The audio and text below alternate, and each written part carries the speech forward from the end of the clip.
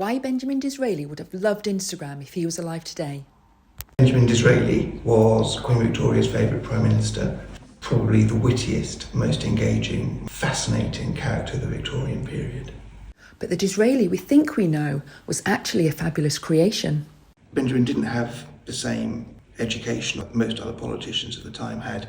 He is a middle-class Jewish lad from North London. Once he begins to think about his family, he begins to position them as coming from a sort of an aristocratic line. Like a fashionable young aristocrat, Disraeli embarks on a grand tour around the Mediterranean and Ottoman Empire.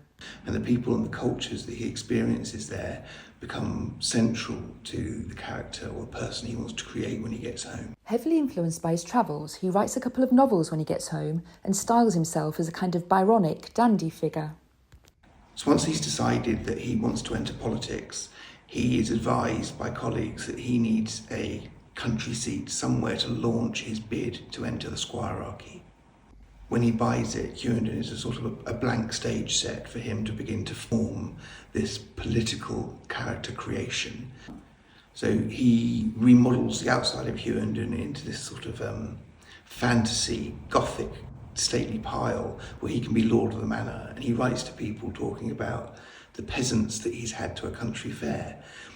His family didn't train him on how to be the country squire, but he's doing the best he can. Which is pretty well, as his rise to political power is stratospheric, and in 1876 he is finally ennobled. What title does he choose? He chooses to be Earl of Beaconsfield, which is the character he'd made up 50 years earlier in his first novel, Vivian Grey. So for him, after half a century, this really was a literary destiny fulfilled. Benjamin would have absolutely loved Instagram. It would have been the perfect opportunity for him to curate this creation that he wanted to become. Find out more about Benjamin Disraeli and how he curated his personal image in a new exhibition at Hughenden.